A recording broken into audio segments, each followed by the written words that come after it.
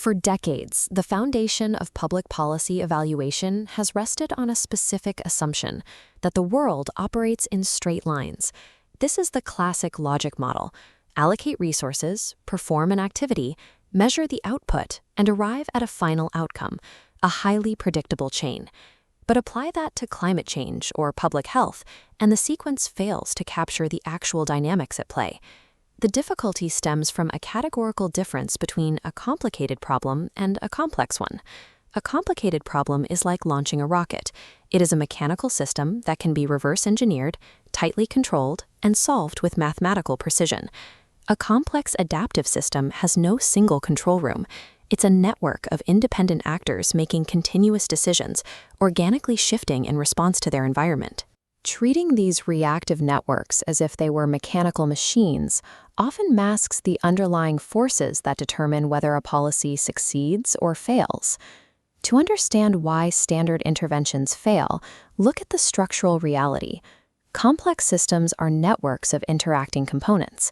The UK's 2007 obesity system map illustrates this.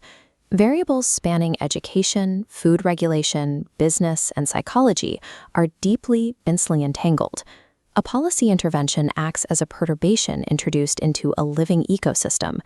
The components do not remain static, they adapt. Nodes will actively reroute their connections to bypass a new intervention and maintain their own equilibrium. These networks are shaped by path dependency. A system's current behavior is deeply tied to its specific history. No environment starts from a blank slate. Because these systems possess memory and continuously adapt, it is difficult to isolate variables as one would in a controlled laboratory setting. This architecture creates specific mechanical forces that can actively neutralize a well-funded policy. The first force is adaptation, specifically the gaming of system targets.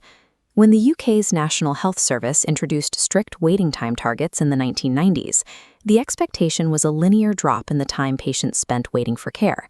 Instead, the system adapted.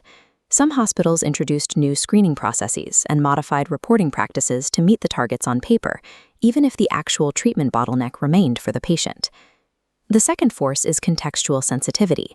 A policy that succeeds in one community may fail in another because local, invisible variables alter how the intervention is absorbed. The third force is driven by tipping points and attractors. Complex systems often resist gradual change, absorbing interventions while appearing static until a critical threshold is crossed, triggering a rapid, irreversible shift.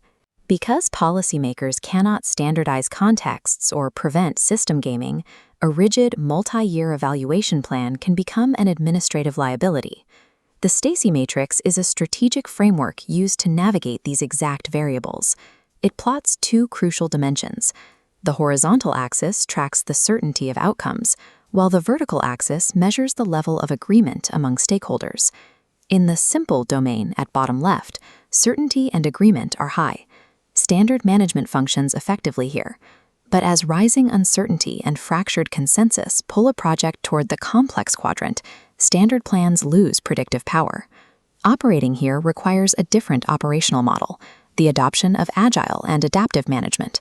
This requires organizational culture and financial systems to accept uncertainty.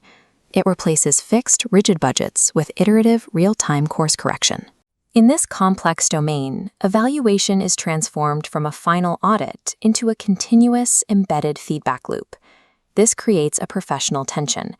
If evaluators cannot isolate a control group or standardize an intervention, how can they mathematically prove a policy worked? The UK Treasury's Magenta book supplementary guide provides a specific toolkit for this: complexity-appropriate evaluation. The first tool is participatory system mapping. Evaluators build a shared theory of change collaboratively, mapping the network using the direct knowledge of diverse stakeholders. The second phase utilizes generative causation and configurational approaches. These shift the focus.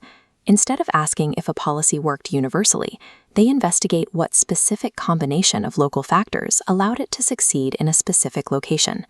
In fluid, open systems, establishing a traditional experimental counterfactual, where a control group remains perfectly isolated, is often structurally impossible. To address this, evaluators use computational system modeling. By utilizing known behavioral data, we can project virtual scenarios to observe potential futures with and without the intervention. These methodologies do not lower the standard of evidence. They replace the laboratory control group with rigorous, context-aware analysis. Complex policies will inevitably face friction, gaming, and emergent behaviors the moment they are deployed. A policy that remains static often loses its relevance as the surrounding network continues to shift and adapt. Historically, evaluation was viewed as a static audit, a final report card used to secure the next round of funding. In a complex environment, evaluation must function as an active, localized sensor network for policymakers. These frameworks deliver the specific data needed to pivot and redesign a strategy while the project is still in motion. Modern policy evaluation serves as the intelligence-gathering mechanism that allows a policy to evolve alongside the complex system it aims to change.